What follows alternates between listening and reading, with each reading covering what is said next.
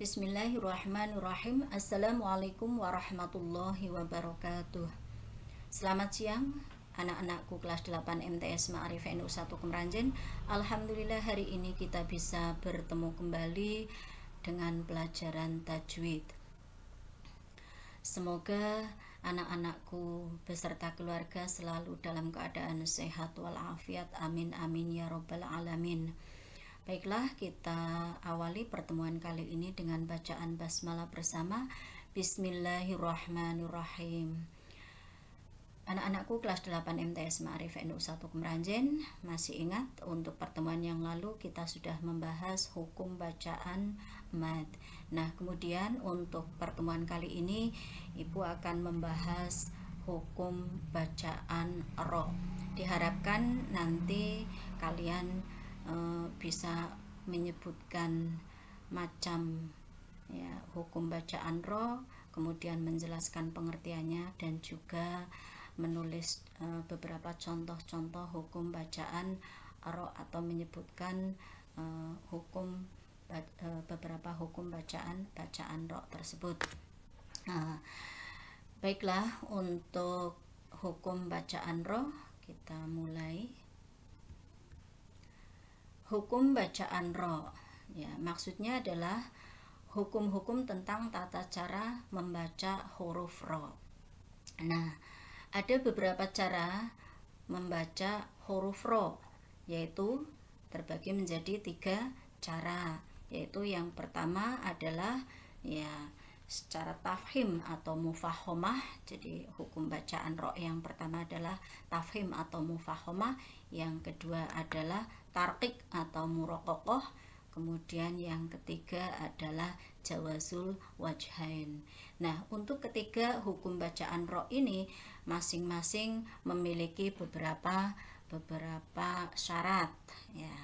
Mari kita tengok untuk ro yang pertama, yaitu ketika dibaca tafhim atau mufahomah. Nah, ro dibaca tafhim ya, atau mufahomah. Menurut bahasa adalah tafhim artinya tebal, sedangkan menurut istilah tafhim adalah menebalkan huruf tertentu dengan cara mengucapkan huruf tertentu di bibir atau mulut dengan menjorokkan ke depan, atau dalam bahasa Jawanya itu mecucu.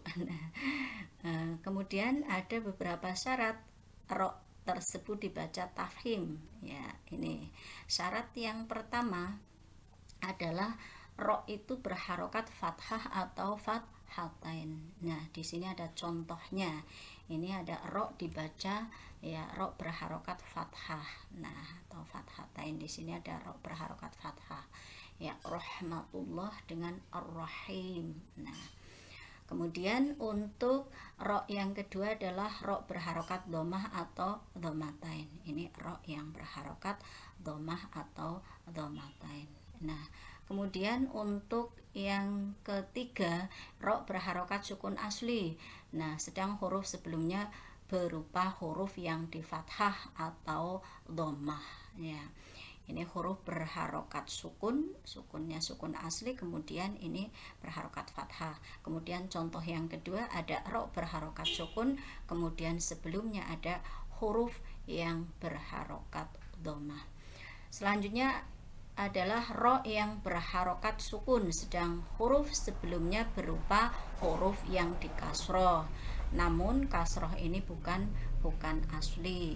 Ini contohnya ada kata irji'i, kemudian ada kata irhamna. Nah, selanjutnya ro berharokat sukun, sedang huruf sebelumnya berharokat kasroh asli dan sesudah ro bertemu dengan huruf isti'la. Nah, ada berapa huruf isti'la? Di sini huruf isti'la adalah ada 7. Nah, itu yang pertama adalah huruf ho, yang kedua huruf shod, yang ketiga huruf dod, yang keempat huruf hin, yang kelima huruf to, kemudian huruf qof dan huruf do. Nah, ini contohnya ya. Kemudian ro sukun yang dibaca wakof dan huruf sebelumnya huruf yang berharokat fathah atau dhammah. Jadi di sini nanti ada roknya dibaca sukun karena sebab wakof. Sebelumnya ada harokat fathah atau dhammah. Kemudian rok sukun yang dibaca wakof dan huruf sebelumnya huruf yang berharokat fathah atau dhammah. Kemudian di antara rok bersukun dan huruf yang berharokat tersebut ada huruf yang bersukun. Ini. Kemudian rok yang kedua yaitu dibaca tarkik atau murokokoh. Menurut bahasa tarkik artinya tipis, sedang menurut istilah adalah membunyikan huruf-huruf tertentu dengan suara atau bacaan tipis. Nah, ada berapa syarat untuk rok itu dibaca tarkik. Yang pertama syaratnya adalah huruf rok itu sendiri dibaca kasroh atau kasrotain. Ya, contohnya di sini yang pertama ada kata rizqon, kemudian ada kata maridon. Nah, ini dibaca tipis saja. Ya. Kemudian yang kedua adalah huruf ro berharokat sukun dan terletak setelah huruf yang berharokat kasroh asli dan sesudahnya bukan huruf isti'la. Ini contohnya ada kata fir'auna, kemudian ada kata miryatin. Nah, untuk selanjutnya ro dalam keadaan wakof atau diwakofkan sedang huruf sebelumnya berharokat kasroh. Ya, kemudian ada contohnya. Yang selanjutnya ada ro dalam keadaan wakof atau diwakofkan sedang huruf sebelumnya berharokat sukun dan sebelumnya lagi berharokat kasroh. Ini untuk contohnya. Kemudian selanjutnya apabila ada huruf ro dalam keadaan wakof atau diwakofkan sedang huruf sebelumnya huruf ya yang berharokat sukun, ini juga dibaca tarkik. Jadi semua tadi syarat-syaratnya ro yang dibaca tarkik sudah. Kemudian bacaan atau hukum bacaan ro yang ketiga adalah hukum bacaan jawazul wajhain. Nah, apa artinya? Ya, secara bahasa itu boleh dibaca wajah dua, ya, dengan dua wajah. Ya, sedangkan menurut istilah jawazul wajhain adalah ro yang boleh dibaca tafhim dan juga boleh dibaca tarkik. Nah, apa syaratnya ro yang dibaca jawazul wajhain, yaitu jika ada ro sukun didahului oleh huruf berharokat kasroh, sesudahnya ada huruf isti'la yang berharokat kasroh. Nah, contohnya jadi ada kata mayrubdihi, ini bisa dibaca ya dua wajah atau bisa dibaca tebal atau bisa dibaca tipis. Demikian pembahasan hukum bacaan ro kali ini, semoga bermanfaat. Untuk tugasnya silahkan nanti untuk dikerjakan. Ada dua tugas. Yang pertama ada berapa hukum bacaan ro, sebutkan dan jelaskan. Yang kedua ini untuk menuliskan masing-masing dua contoh hukum bacaan ro tersebut.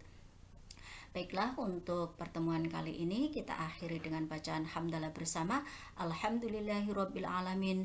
Jangan lupa selalu patuhi protokol kesehatan, memakai masker, mencuci tangan pakai sabun, dan menjaga jarak. Syukran katsiran. Wassalamualaikum warahmatullahi wabarakatuh.